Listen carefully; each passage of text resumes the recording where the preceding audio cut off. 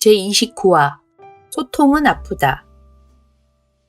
침묵으로 일관하던 문화가 조금씩 수다스러워지더니 저마다 소통을 주장하고 나섭니다.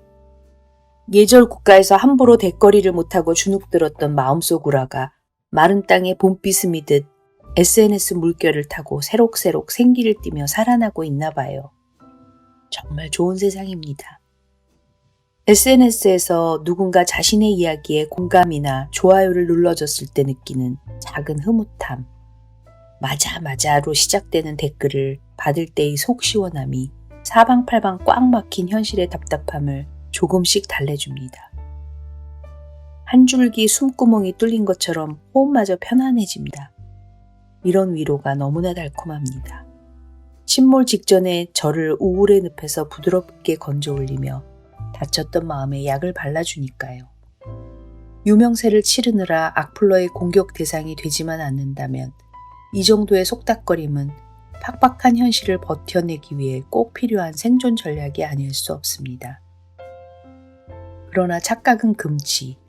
이런 류의 소통은 이미 같은 코드를 가진 사람들끼리 만나 비슷한 의견을 서로 확인하는 데 그치거나 겨우 몇 분짜리 관심으로 포장된 인스턴트 소통이죠. 실제로 가족을 이루고 한 집안에서 타인과 밀접한 생활을 해보니 소통이라는 게 이렇게나 어려운가 싶을 때가 한두 번이 아닙니다. 제 머릿속에서는 당연한 상식인데 남편 머릿속은 또 전혀 다른 세상이에요. 그래도 남편과는 같은 세대로서 동료 의식이라도 있죠. 자식 얘기를 들어보면 더 아득합니다. 제 딴에는 그렇게 논리가 명료하고 정연할 수가 없는데 우리 상식과는 천리말리 떨어진 경우가 다반사입니다. 그런 일이 반복되면서 느꼈지요. 소통이 만만한 일이 아니라는 걸요. 잠잡고 참는 상대의 침묵을 무언의 동의로 착각하고 살기에 그나마 가족 평화가 유지되는 것 같아 가슴을 쓸어내릴 때도 많습니다. 반면에 사이버 세상의 소통은 더욱 편리해지고 있어요. SNS의 장점이란 보고 싶은 것만 보고 보기 싫은 건 외면할 수 있는 쾌적함에 있으니까요. 점점 관계의 편의성에 길이 든 우리는 이제 보기 싫은 것까지 감당해야 하는 현실에서 더욱 불편함을 느낍니다.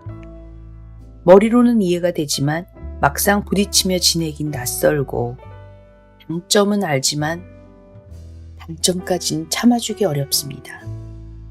진정한 소통이란 꾸준하고 치열하게 에너지를 투자해야 겨우겨우 가능하다는 생각이 듭니다. 온 정력을, 세월을, 사랑을 바치고도 이뤄내기 어렵죠. 이렇게 힘든 문제인데 편리해진 사이버 세상이 소통을 가장하고 나서는 게 은근히 걱정입니다. 끼리끼리만 연합전선을 펼쳐 이 불통의 시대를 더욱 공고히 하게 될까 봐서요. 생각해보세요. 막힌 걸 뚫는데 아프지 않다면 그게 더 이상한 일 아닐까요? 소통이 되어 시원하고 좋다는 생각만 들었다면 그건 그냥 끼리끼리 만났던 거겠죠.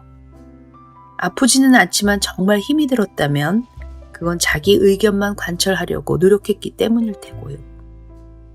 새롭게 깨닫는 것도 있었지만 그러느라고 은근히 마음고생이 심했다는 게 차라리 희망적인 소통의 본 모습일 겁니다. 우리 이제 그만 소통에 대한 아름다운 환상을 버리자고요. 소통, 그거 별로 시원하지 않아요. 많이 아픕니다.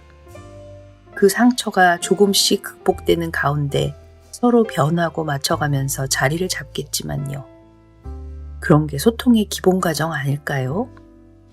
엄마로 살아가며 겪어본 결과 소통이 말처럼 쉽지 않기에 드리는 말이 올시다.